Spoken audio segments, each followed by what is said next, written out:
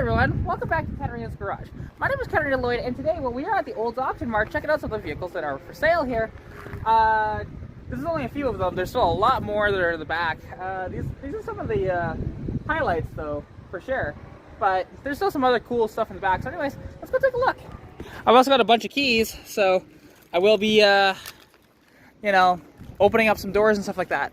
So this is a 1928 International S24, and it's a 1-ton truck, they said. So this thing's pretty neat, honestly. You see all this beautiful woodworking and everything done to it. And oh yeah, I love the look of this. You know, International used to make like pickup trucks and stuff like that, but this is technically like a 1-ton, or this is a 1 1/4 ton, sorry. So like trucks like this were kind of your much heavier trucks compared to like now where 1-tons are kind of common. Back then 1-tons were a little more rare. You usually had your and also this, for being a 1 1/4 ton, is probably closer to like a 1/2 ton nowadays. But overall, you know, it's pretty neat. And you just don't see stuff like this hardly anymore. It's kind of interesting to see the headlights that are up there rather than down here, but hey, you know what? I like it. And it's also got, see the hand crank right there? For the hand crank starter. Pretty cool. Here we have, I believe, a 56? Maybe a 57, actually. Chevy, like, Apache truck. Single cab step side. Absolutely gorgeous. You know, love it, love it, love it. Take a look at the seats and everything. This thing is gorgeous. You know, the BFGs are good little tires, and I love these wheels on it too. I've seen them around before, but they're still a really nice wheel. Got the white tonneau cover with the shaved looking, like it doesn't have the letters on it for the Chevrolet on the back. The nice dual exhaust back there. And yeah, this is a very, very nice truck. Honestly, and these trucks, these are the Tri-5 Chevy trucks. 55 to 57 had this body style to it. And you know what? I'm a big fan of these. Now, what's beside it, sorry, I'm kind of rushing through some of this because I do have to get on the road pretty quick here. But this is a Cadillac Eldorado with the North Star in it. So this is 90s, definitely. When they created these, like 90s into the early 2000s, the last generation of the Eldorado. Every Eldorado, after I think it was like 1966, were all front-wheel drive. So first off, like it was on the Oldsmobile Tornado kind of chassis with the front-wheel drive system that they had. But then, you know, before that they were rear-wheel drive. So this with the North Star, like, they can be problems, but they are pretty cool. Beside this, we have a Pontiac GTP. Now, this is the 2nd-gen GTP, because the 1st-gen GTPs had a 3.1 in them and a totally, like, in my opinion, cooler body style to them. But this is pretty neat, actually. So this being a 2-door, and because of the striping package and everything, is this a pace car edition or something along those lines? Or were those just added? I'm not too sure. But these have a 3.8 supercharged V6 producing about 240 to 260-ish horsepower. And this one does have some added stuff. Like, I don't believe these hood vents would have been original. I think those are just like stick-on sort of things. But overall, these are a sweet vehicle. Now, the transmissions are a big issue in these because they're at their absolute limits for the amount of power that these cars made. So, yeah, but overall, I really do dig this, especially in red like that. Just absolutely gorgeous. My mom had one of these. It was a 98 that was the hunter green, like dark green color. 4-door. It's a cool car. So here we have this awesome Kawasaki Unitrack GPZ 550 that I really do like, although there's no gauges on it, so that's always fun to figure out. Okay, how fast are you going? Where are your revs at? What's your temperature at? All this different stuff, right? But this thing's pretty neat, actually. I do like these bikes quite a bit. I know I fit on these, but this bike might be a little too big for a beginner bike, but that's fine for my little stature. I mean, I am tall, though, to be fair. Like, I'm essentially 5'10", but I just don't have like a ton of strength or anything. But that would be a sweet-ass bike. Then the other bike that I'm potentially interested in, again, I don't think I'll buy these because I don't think I have the money for them, but then there's this other Kawasaki here, which is a 454 Limited. you know, much more of like a chopper style bike, but it has all the gauges and stuff like that. Like, I think that GPZ will go for cheaper than this one will, but you never know. And yeah, no, I don't know much about bikes, but I know I want one. Yeah, no, it's sweet. And actually, wait a minute. Is this only a single cylinder or dual cylinder? Okay, it is dual cylinder, but it's not V. It's a straight up and down. Interesting. That's cool. I like it. There's plenty of this sort of stuff around. But, you know, even like that little dirt bike there is kind of neat. But, yeah, you never know what you're going to find at the Olds auction. Now, check this out. Actually, there's a couple of these. So, this is a Dodge... how big is it? It's a 400. So, this would be a 2-ton truck. You know, this thing is freaking sweet. This is like mid-60s Dodge, I think. Like up to 68, I believe, with those door handles, if I'm not mistaken. With the 2-piece wheels and everything. This thing's an awesome, awesome little old farm truck. You know? And with the, you know, bed like that. Oh yeah. That thing's sweet. It's got a farm plate on it, which is not surprising. This was obviously a little farm truck. But yeah, so you see the kind of squared off but rounded nature of this truck, right? Again, this is the mid-60s into the early 70s to like 72 sort of look. Then we have, this one is 70s. Here, this is a Dodge 600, so this is a 3-ton truck. And, you know, just like how they change. This is an early 70s one, though. This would be like a 74, 75-ish, somewhere in that range, I would think. But just again, overall, like, they changed a lot between the two generations. But then this body style of truck didn't really change until much later. And, oh, it's locked, I guess. It is a manual, though, so that's nice. It's really cool-ass trucks, though. And again, old farm trucks, but really, really neat. I like it. And actually, so here we have, what year is this one? I have the keys for this one too, so we're gonna fire this one up and take a look. It is a 96, so it's one of the final years for the full-size Blazer. This thing is pretty sweet. So this is on the what is affectionately called the OBS Chevy platform. So even though it's not actually what the platform is called, it's like GMT 400 platform, I believe it's called. But this one does have a little bit of hail damage on it. It's got a cool little cowl hood, though. And this thing's actually pretty clean. It does have a little bit of rust right here, and I bet there's more rust underneath here. A little bit on the bottom of the doors here. And yeah, so it's pretty clean, though, overall. Like, my buddy wants me to check this thing out for him, so I am. You know, doing a little bit more in-depth of a thing with this one. So let's just see. Alright, oh, and it's got, cool. It doesn't work, alright. Let's just see, is it unlocked? Nope. It'd be locked, and wow, it actually is a double-sided key. What a concept. Alright, let's check out inside this thing. And we'll check it out under the hood, too. Man, this thing's actually pretty clean. I do like it. 4x4, of course. It's got 302,000 kilometers on it with 749 kilometers on the trip. But let's go take a look under the hood here and see what's what with it. There we go. Little Vortec V8 in here. So, which this being, by the looks of it, I think this is still, it's not like LT based, or is it? It is a 5.7 though. That's cool. You know, it's got a battery that is from 2018. But let's see. Well, she fire up. She does have power because the light's working there. Let's just see. It's very clean overall, but some things I do like to check though is when I'm looking at a vehicle. This is a nice little check to see. Okay, it's a little dirty in there, but not that bad. So you do want to check that because as well, like you can actually see like a milky residue, which typically means head gasket is gone. But here's your engine oil here,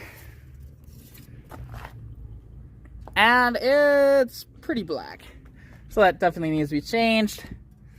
This thing probably hasn't had a service in quite a while for anything, but well, let's see with it. let's see what we can discover here with this awesome little Yukon. I say little, but it's because it's actually a decent sized freaking SUV here. But now this should, it's in park and everything.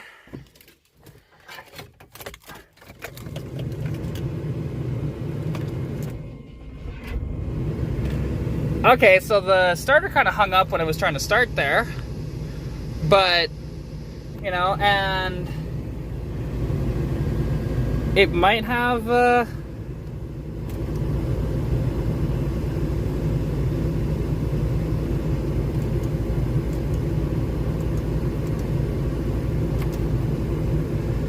okay, so the 4x4 button doesn't seem to really want to work very well, because you can see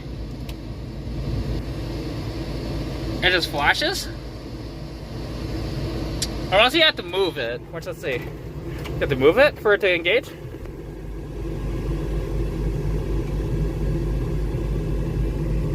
Oh, this is a nice truck, honestly. Oh yeah, it's definitely got a little bit of power to it too, so that's nice. You know, let's see. Shows and indicates in here. Oh, okay. There's an electrical issue, because see, when I turn on the signal light, you shouldn't see that do that, so okay. But let's go check out the electronics, make sure window goes down, window goes up, window goes down, window goes up. Oh, okay, cool. All right, let's see. Are the signal lights working? This is actually a pretty nice truck. Yep, signal lights working here. And signal lights working here. Headlights are working too. This one's a little moisture behind it. So, and these are not sealed beam headlights. So there's that. But let's see. Right signal light. These are just some of the things that you want to look for when you're looking at a vehicle at auction and stuff like that. So yeah, seems like everything works. So that's cool. But anyways, so yeah, that's this one down. It's a nice little truck, actually. The AC doesn't appear to work though, so that's a little disappointing. Ah, all right. Well, and let's see. Do any of these two work? Yep, no, they do work. Cool. All right. Excellente. All right. Well, let's go see what else there is. Now, this is kind of a rare beast. So this is a Subaru WRX from this generation. However, it is a sedan, and it looks like, ooh, it got hit in the back, though. I like the wheels on it, which are kind of neat. But this, ooh, ow. Yeah, that blows. But this would be great, a great parts car for somebody, I'm sure. You know, I mean, you might be able to fix that too, but it is a manual. These have, these still have the EJ engines in them, right? Let's see, what does it say? It's a 2.5 all-wheel drive, runs and drives, new timing belt, new bunch of other stuff, but yeah, new windshield. This thing's cool, but it's just too bad it was hit in the ass. But you usually see these as a hatchback, so it's kind of unusual to see them as a sedan. I like it. I like it. And it's also a great place to get like trailers, as an example, too, here at the auction market, because there's plenty of them. Different sizes, different flavors. You know, you got your fifth wheels, you got your bumper pulls. You know, whatever you want. They usually have something for everybody here. That's the cool part about this auction. I like it. There's also like a ton of tires over there. You just never know. And oh hey, I think this Cadillac was here last time. So let's go check this out. Now, is this Cadillac a carryover from the last auction? I think it is. Yeah, it is. So this was here last time, so somebody just didn't pay for it, I guess. And it's back in here again. So it's got epic patina on it. You know, it's sweet. With a 6-liter motor in it. Not LS though, it's just a straight up Caddy motor. Well, they were having issues clearly because there's a control box at the bottom of the dash there that's just hanging loose, but gonna be a luxury. Body on frame. You can smell the varnish gas being right next to it, so definitely needs the fuel system cleaned out. And that's probably why it doesn't start.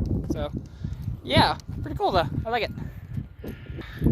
And we've hit truck central here. You know, we got OBS Chevys, we've got these like mid-2000s ones, we've got 3rd gen Rams, you know, we've got the 10th gen or 9th gen, I think, F-Series, you know? Take your pick. We got just about everything here, which is pretty cool.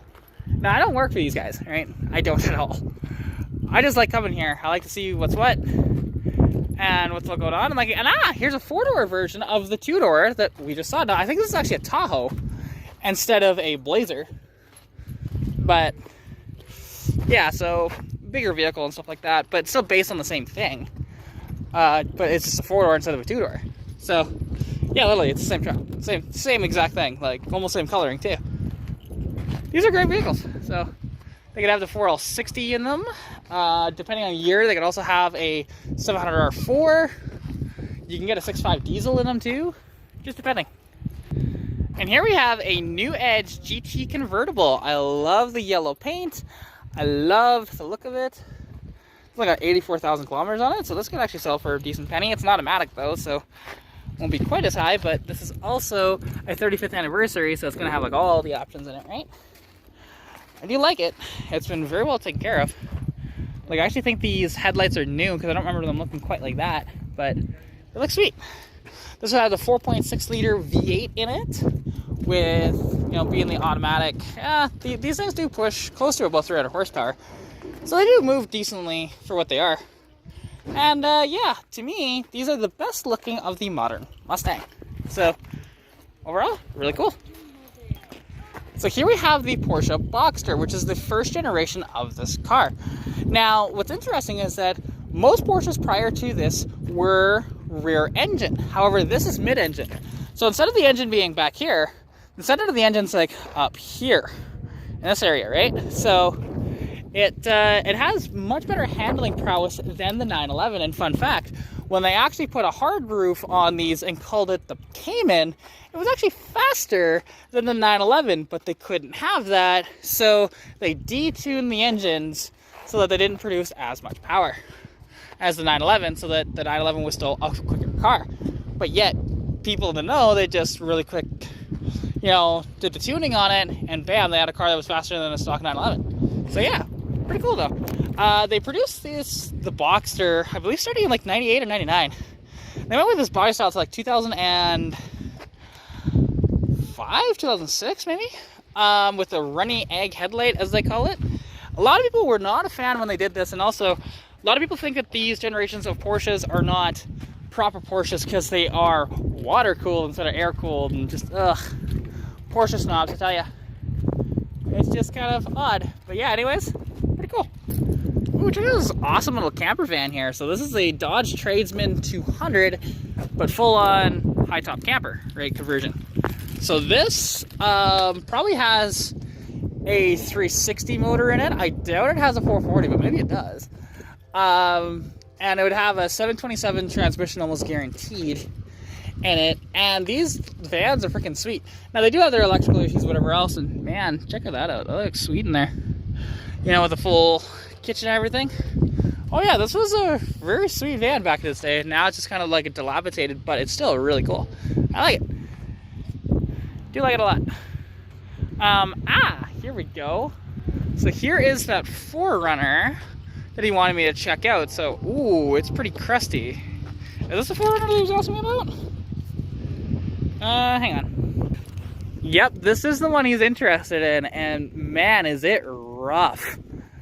It looks sweet, especially as a 2-door, but there's spray foam that is within the bodywork here, and it's termites holding hands. You know, like, it's very much termites holding hands. So, yeah. But, I mean, if it goes cheap enough, it'd be a good little runabout vehicle for somebody. For sure. And got all the spray foam's hilarious. Front fenders are, you know, even gone from it too. And man, it came with a lot of keys. Holy crap. There's 1, 2, 3, 4, 5, 6 keys. Wow. Okay, well, let's see what's what with it. It's unlocked, so. It's 4x4. Wind up windows and everything. Rear defrost. Ooh, let's see. Oh. It's only got 257,000 kilometers on it, but rustier than sin. So, yeah. But anyways, let's see. Come on.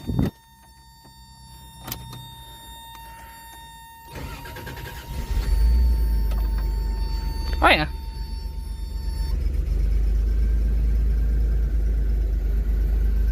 Yeah, well, this thing's automatic. This would be a sweet little thing. I do like it.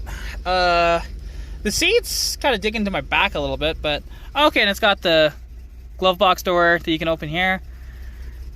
Sounds like it's got maybe an exhaust leak or something like that, but there should be injected. Let's say, does it move?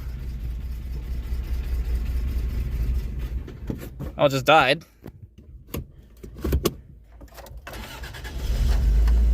Maybe it just carbureted. Yeah, it's acting carbureted. So, I'll have to pop the hood. Figure out how to do that in this thing. But yeah. Just let it warm up a little bit.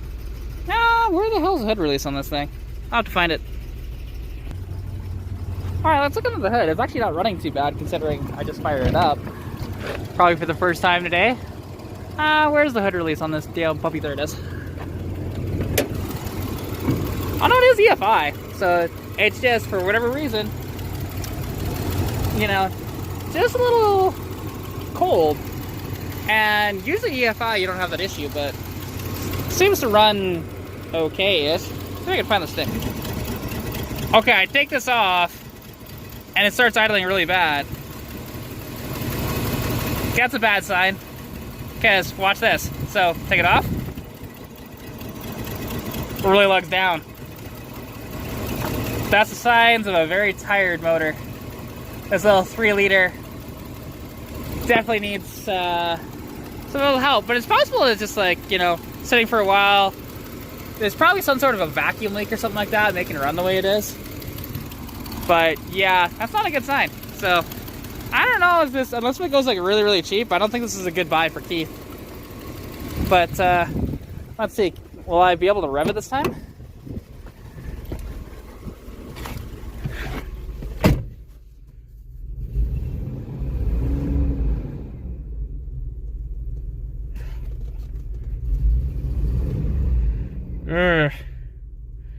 It's not running the best, but hang on, let's just close the hood. Let's see if I can get it to move. Alright, now it's running a little better after I revved it. A little bit. Still not great though. Hey, let's see, does it move? Yep. Seems to have half decent brakes too. Reverse? Yep. Goes in reverse pretty good. Oh yeah, and these roofs are removable, so you can actually see the little roll bar back there. So that's pretty cool. Yeah, I mean, overall, you know, this thing is a little rough, but can I get the keys out now? Oh, I have to do this. Hang on. Well, this Toyota is definitely cool, but it has its issues, most definitely. So I don't know if he's going to be interested in this.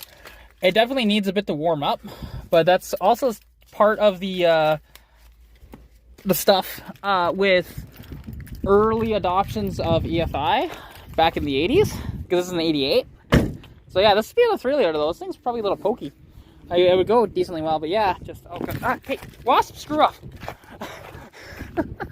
Damn. But anyways, I like it though. It's cool.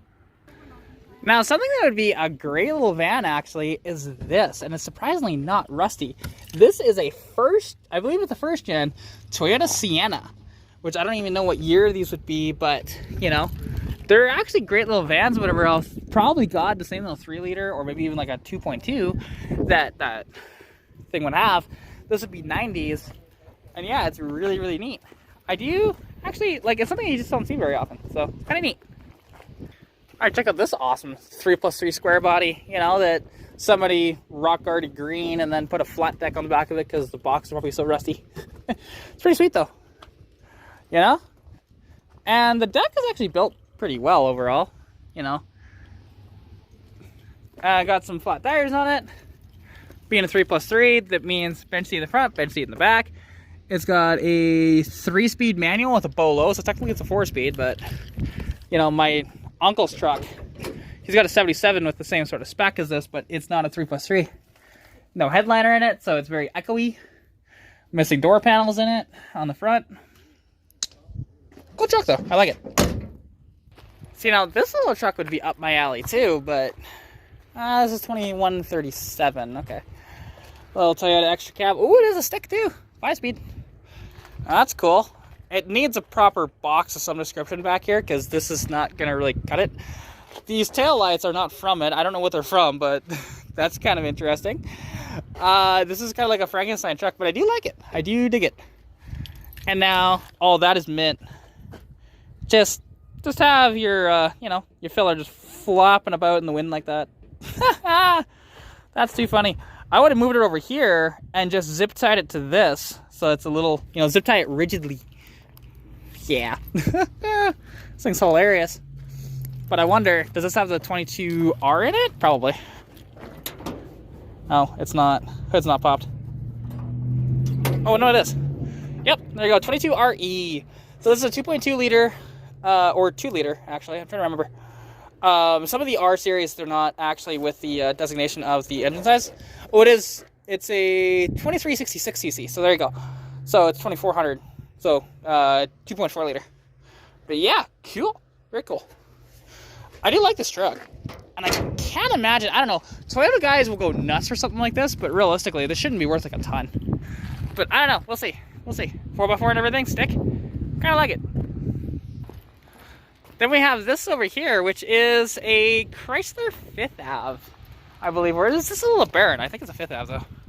It is a 5th Ave. So, these were the last of the rear-wheel drive V8s from Dodge until 2005, when, or at least when it comes to cars anyways, before the Charger came out in 2005.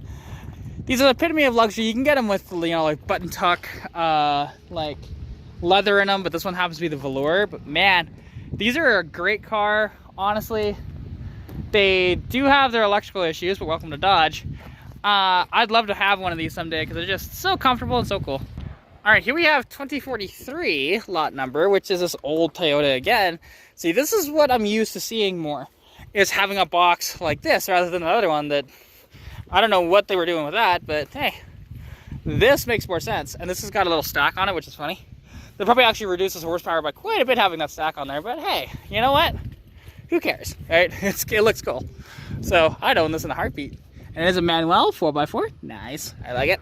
Probably another 22R under the hood. You know?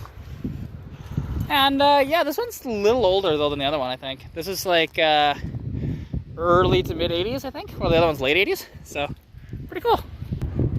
Here we have a nice little Bullnose Ford for sale, which this one happens to be a 4x4. And it's an 81. There you go. So, for the years I like for some reason. I don't know why I gravitate towards 81s, but I do. It is a manual, I believe. Yeah, it is a stick, and it is 4x4, so that's pretty cool. You know, this thing's actually in pretty good shape. It's not really rusty at all. Curious how much this thing will go for. Again, I can't afford it, but because I am perpetually broke because I spend my money all the time. Yeah, this truck is actually pretty cool. I like it. Like it a lot. Because a kid named Brady that, you know, he's a fan of like my TikTok channel and everything like that. He's got a 1980 Ford pickup that's a 2-wheel drive, SoCal long box just like this. Nowhere near in this good a shape though, but his has the 351 modified in it, which I didn't realize to put the modifieds in this generation of truck. Now check out this awesome little Ford LTD. Well, I say little, it's kind of a big car, very big car. This is like epitome of luxury, you know. Got the ultimate like couch seats. all the options probably in it. I did see cruise control on it, and man, this thing is awesome. Now, for some reason, people added these third brake lights back in the day. I have no idea why. Unless they just wanted the extra safety element, I suppose, of them. But yeah, let's take a look at the tag there, because what year is this? It is the 77, okay. And it is a 460, there you go. Straight piped. So this thing would be loud. All options work besides AC. Oh, that's a bummer. But this thing's cool. With the hideaway headlights and everything. Oh yeah, I love it. Be really fun. And body on frame too from Ford. All right, and here we have the CR-V I've been looking for. There's still a Ranger somewhere around that I need to go look at as well. Yeah, I'm not gonna go back to the office and grab the other keys because I'm running out of time here. But big question is, does it have the table? Is it unlocked, or do I have to unlock it?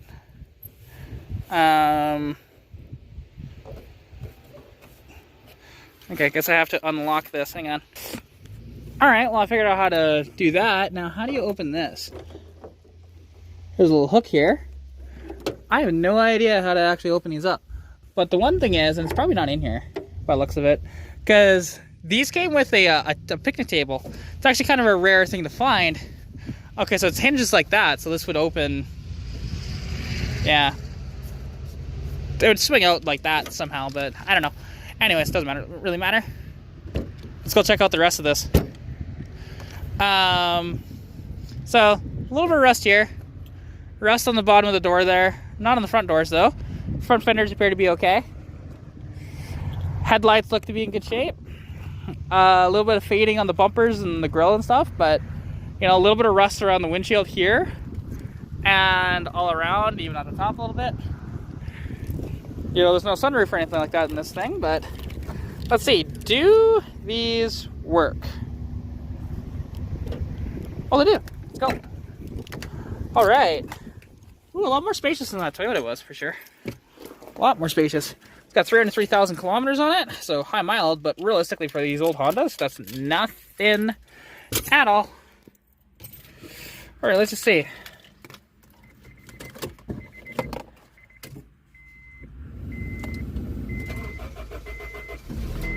There we go. Alright, that works. Just instant, so you know those are working definitely. It's got an ABS light on. Here. It's got a check engine light on it. This thing, the Honda radio is in anti-theft mode. So that kind of sucks. Let's take a look under the hood. I don't even know what motors this had. What motors these even had. You know, and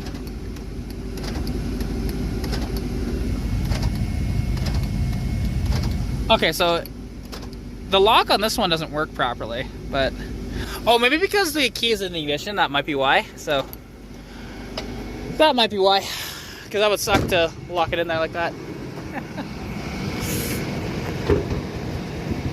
Where is the little thing? Oh, there it is. All right, there's a little floor banger in here. What size is it? None of those say what size it is. Timing belt.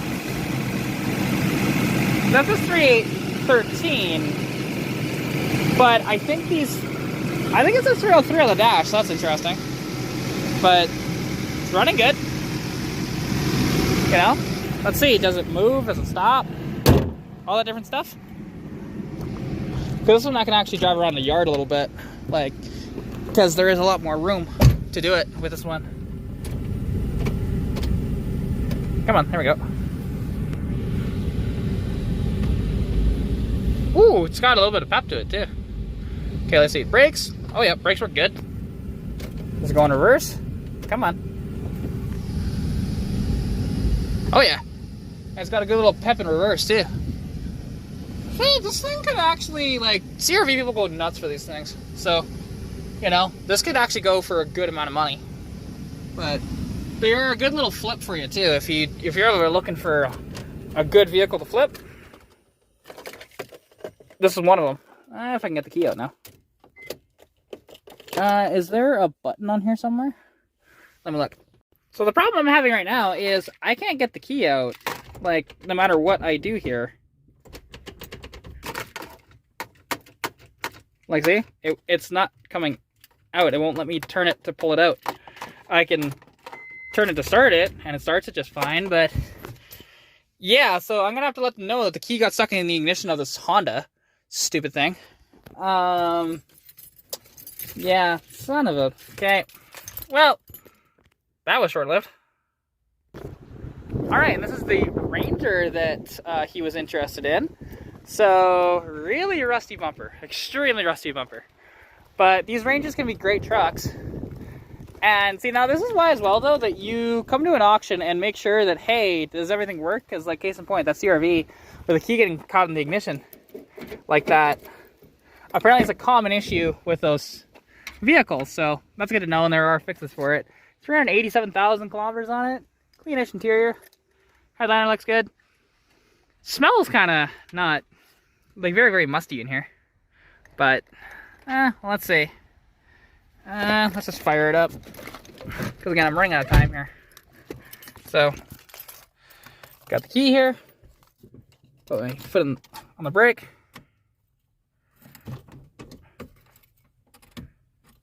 Oh, nothing.